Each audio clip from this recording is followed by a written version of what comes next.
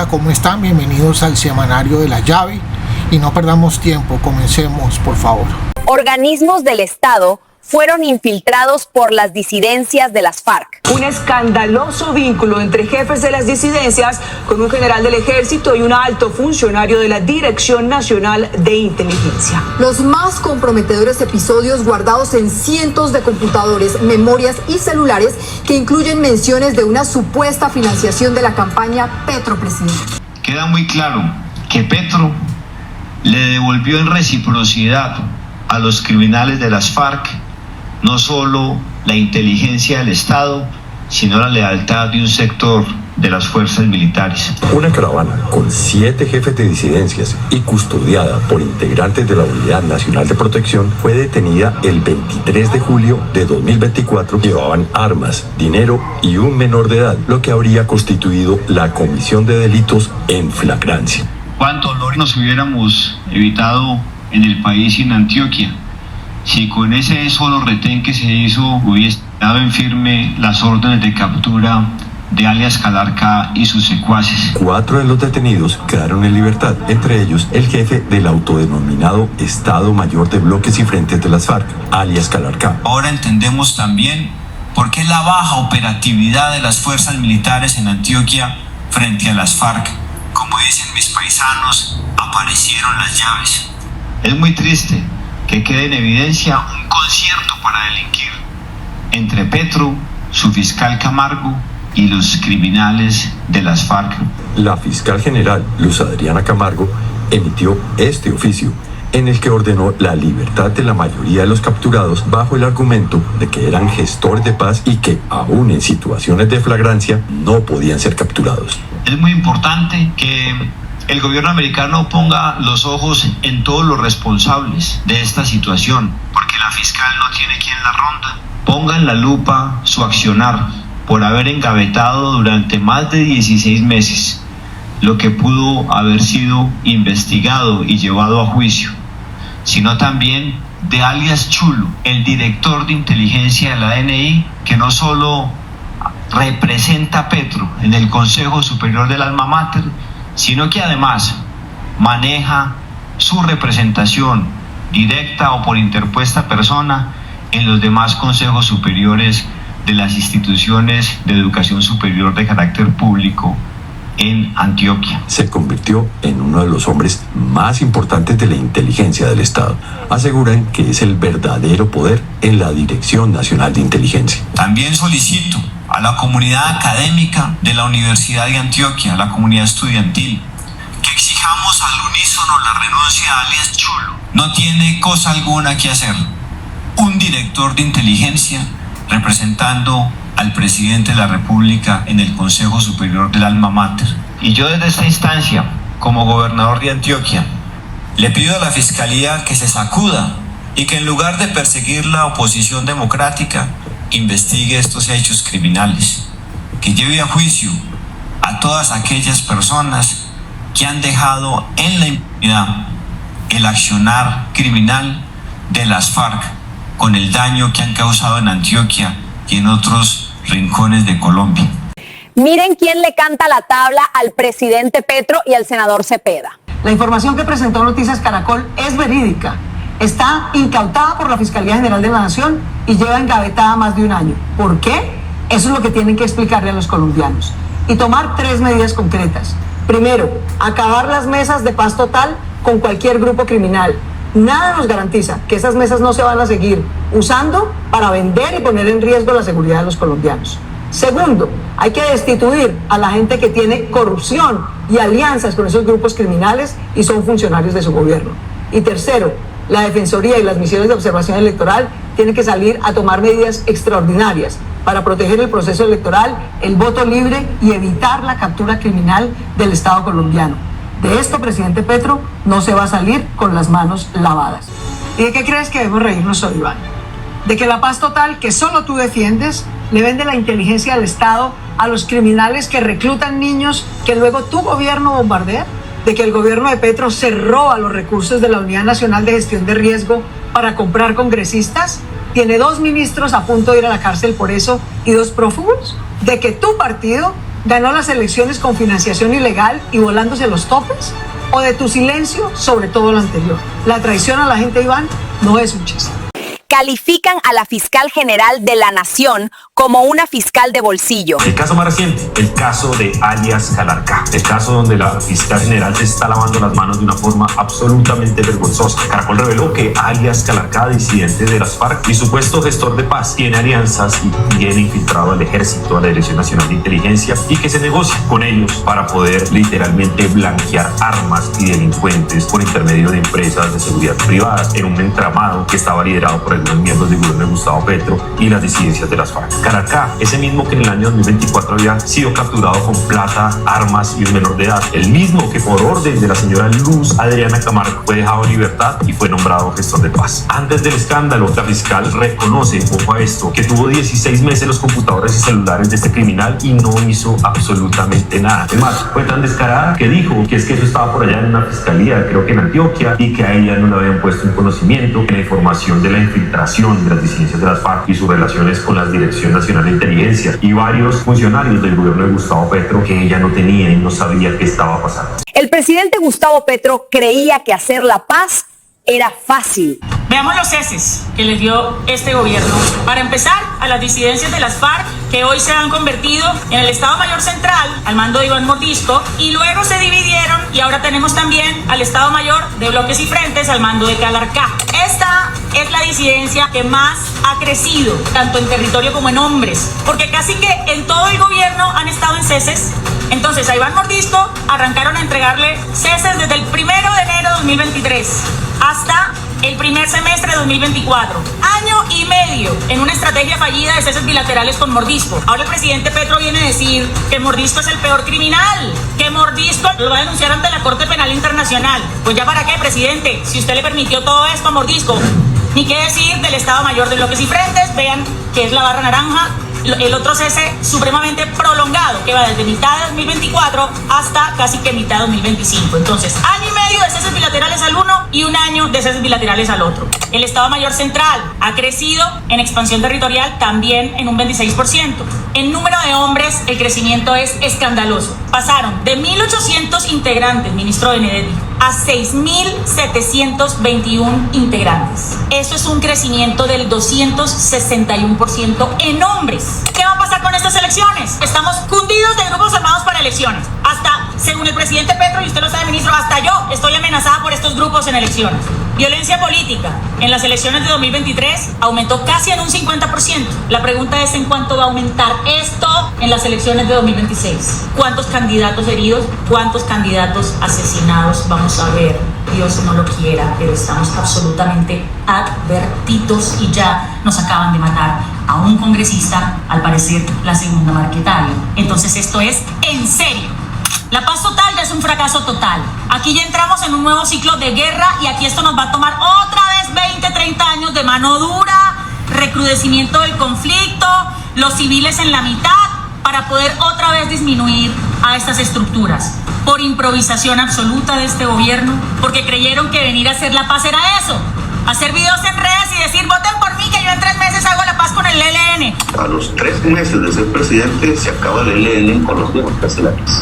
Pues así de fácil no es. De manera que lo último que sí pido es que si ya no pudimos sacar adelante la paz en este gobierno y estamos en un retroceso como en el que estamos, les suplico que por lo menos en los 6 meses que les quedan de gobierno, cuiden las elecciones, cuiden a los líderes sociales y cuiden a los firmantes de paz y cuiden a los niños.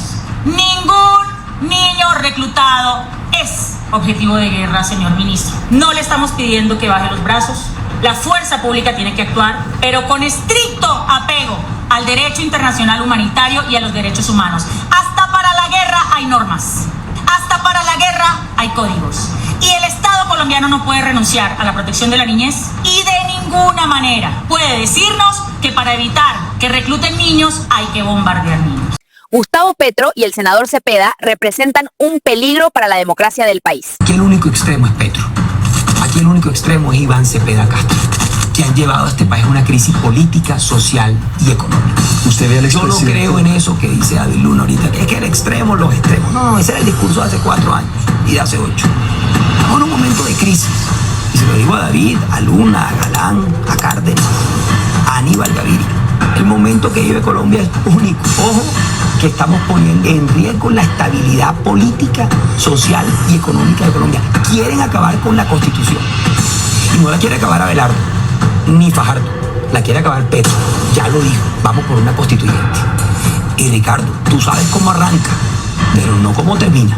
¿Usted al expresidente César Gaviria apoyando a Abelardo en los Pinos?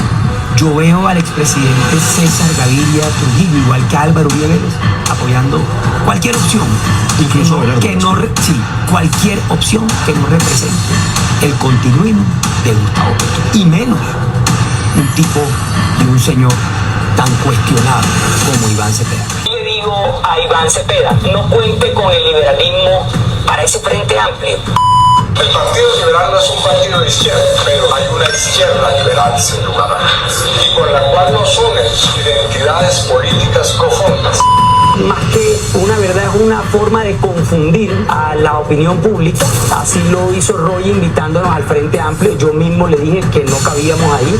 Yo tomé la decisión hace 3-4 meses de aspirar por el liberalismo precisamente para eso, es decir, para blindar las puertas del liberalismo ante personas como Roy, como Iván Cepeda, que pescan en río revuelto y a través del Estado permean a nuestro partido.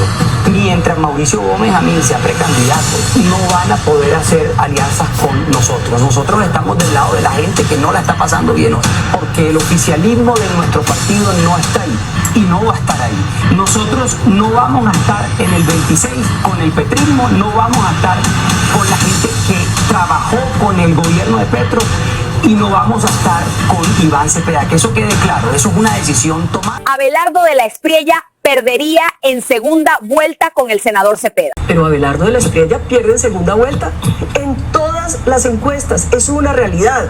Por eso Abelardo de la Espriella es el candidato que más quisiera el petrismo que llegara a segunda vuelta, para que cuando lleguen a segunda le sacan todas las denuncias, todo lo que le tienen guardadito, y entonces nos joden a todos los colombianos y se queda Cepeda, que es un peligro para Colombia.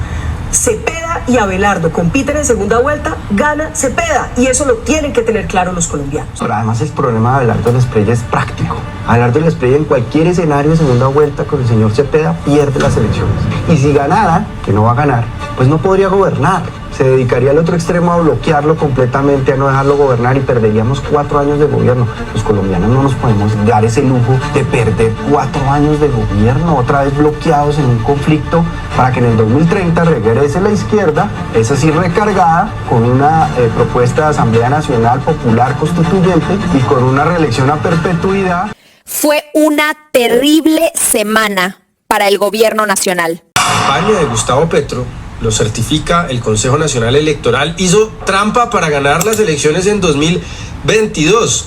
De acuerdo al fallo, que quedó 6-3, 6 magistrados del CNE dieron voto positivo a esta ponencia, que dice que en total se violaron topes de gastos en 3.042 millones de pesos y que se ocultaron casi 3.700 millones de pesos.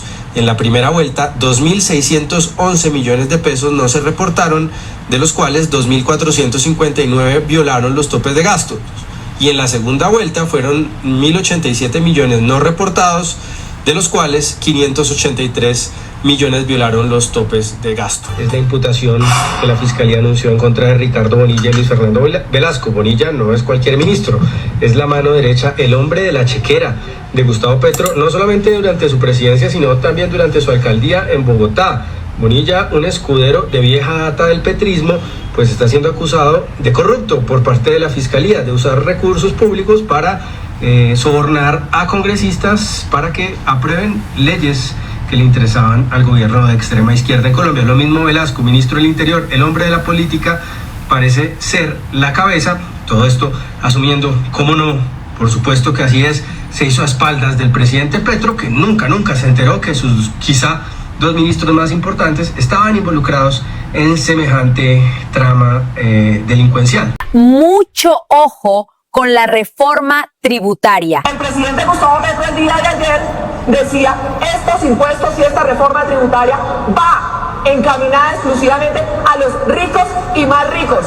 No, señor presidente, léase su propia exposición de motivos que dice que va a afectar pobres, vulnerables y clase media en igual medida que a las personas de ingresos altos. Y no lo digo yo, lo dice su exposición de motivos. Presidente Gustavo Petro, no le meta la mano al bolsillo de los colombianos porque estoy segura que el Congreso no se lo va a permitir. La crónica de una muerte anunciada y decidieron en la Comisión Cuarta de la Cámara alargar la agonía y han roto el quórum. De manera que se levanta la sesión y seguiremos en la próxima sesión, no sé si será lunes o martes, pero están los votos para negar la ponencia del gobierno nacional y hundir la reforma tributaria. Eso se llama el alargue de una agonía, rompiendo un quórum para que no se hunda hoy, sino se hunda el lunes o martes, que da lo mismo. No entendí esa estrategia, si es que quieren tratar de ver si voltean algunos votos. No, los de la Comisión Tercera de Senado, que va a hundir esta reforma tributaria, no los voltea nadie. Dicen que ya en las comisiones terceras y cuartas de Senado hay mayoría para derrotar la reforma tributaria, y con una jugadita no quisieron hacer la votación en la sesión de ayer y la pasaron para la próxima semana.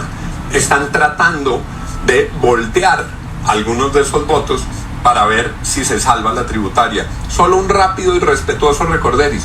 Por eso, por tratar de voltear votos parlamentarios con el presupuesto público, es que tienen imputación de cargos el exministro Ricardo Bonilla y el exministro Luis Fernando Velasco. Lupa con los senadores y representantes de las comisiones económicas, ahí hay gente muy buena, pero lupa para ver si hay volteados o no hay volteados en este fin de semana.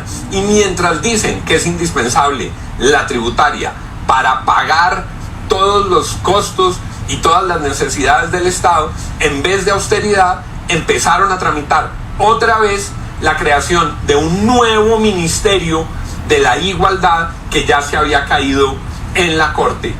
Ha pasado por debajo de los radares y ya tiene ponencia favorable y dicen que incluso mayorías en la Comisión Primera. Entonces, por un lado nos reclaman más plata para impuestos y por otro siguen aumentando el tamaño del Estado. Así no puede ser. Una breve anécdota sobre el Ministerio de la Igualdad. Una historia, estábamos en Consejo de Ministros discutiendo la creación del que iba a ser el nuevo Ministerio de la Igualdad.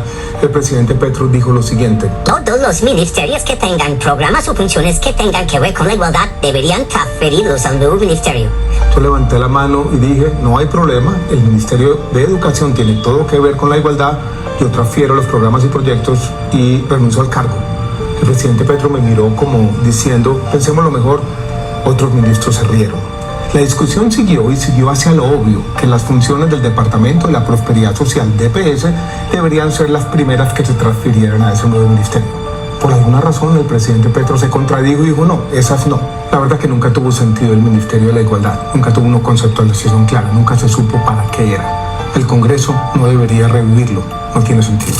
Condenan en segunda instancia al hermano del expresidente Uribe por el caso de los 12 apóstoles. En este 25 de noviembre, un día difícil, amable por la compañía de este equipo humano que nos ayuda aquí en el Uberri. Y mi padre en este 25 de noviembre habría cumplido 93 años. Tenía 50 años y medio cuando lo asesinó la FARC. Y hoy condenaron a mi hermano. Hay que respetar la justicia, pedirle ayuda a Dios y también dar el testimonio que, de mi opinión sobre él, ha sido un gran hijo, un gran hermano, un gran esposo, un gran padrastro, un gran miembro de familia, un hombre sencillo, de patrimonio básico, de valores éticos y morales. Habrá que pedir, el camino que queda es que Dios nos ayude. El presidente Petro insiste en eliminar los requisitos para ser cónsul o embajador. Mientras el presidente Petro evalúa quitar los requisitos para ser embajador o cónsul general, el mundo hace exactamente lo contrario. Brasil, Perú, Chile, México y España exigen concursos, idiomas, evaluaciones en historia, derecho, economía y formación diplomática especializada. Incluso Estados Unidos utiliza uno de los procesos más rigurosos del planeta.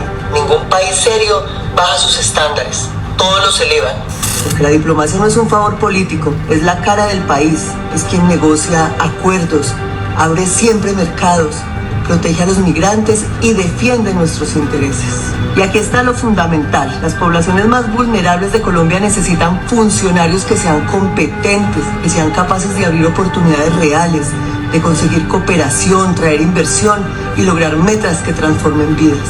Quitar los requisitos es retroceder, es debilitar la meritocracia, es abrir la puerta al amiguismo y cerrar la puerta a la excelencia.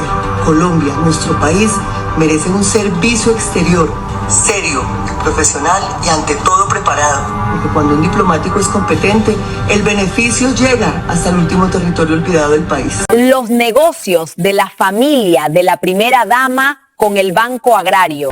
Que las empresas de la familia de Verónica Alcocer están siendo favorecidas por el Banco Agrario. Tienen un apalancamiento inmobiliario por 8.000 millones de pesos en estructuración, un contrato de arrendamiento por 3.700 millones en ejecución, un crédito de 5.000 millones de pesos en viabilización y uno por 898 millones aprobado.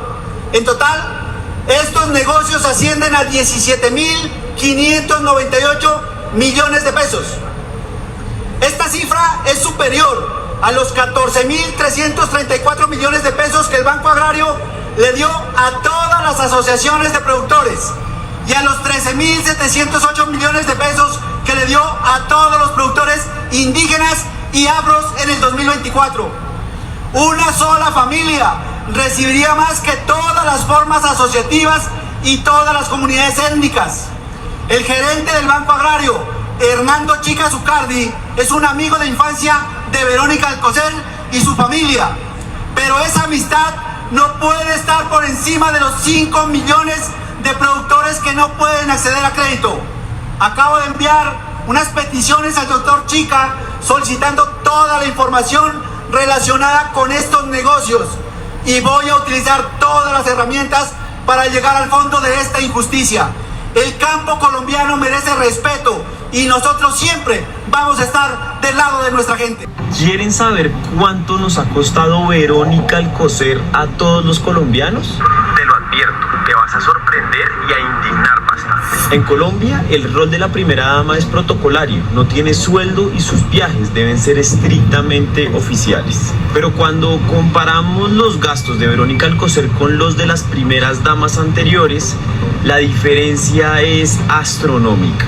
En los 8 años de Santos, María Clemencia gastó 34 millones de pesos. María Juliana, la de Duque, en 4 años gastó 52 millones. Y ahora viene el dato que indigna. En solo 16 o 18 meses, Verónica Alcocer ha gastado más de 1.000 millones de pesos. Es decir, más que las dos anteriores juntas, en una fracción del tiempo y con menos información pública sobre sus viajes. Los 1.000 millones en gastos son de su séquito, de maquillador, fotógrafo, asesora de imagen y protocolo. Un gasto nunca antes visto para una primera dama en Colombia. Bueno, esto ha sido todo por esta semana. Les mando un abrazo, cuídense mucho. Les dejo una reflexión en programa layave.com y nos vemos dentro de 8 días con más temas de interés o antes el mundo nos necesita.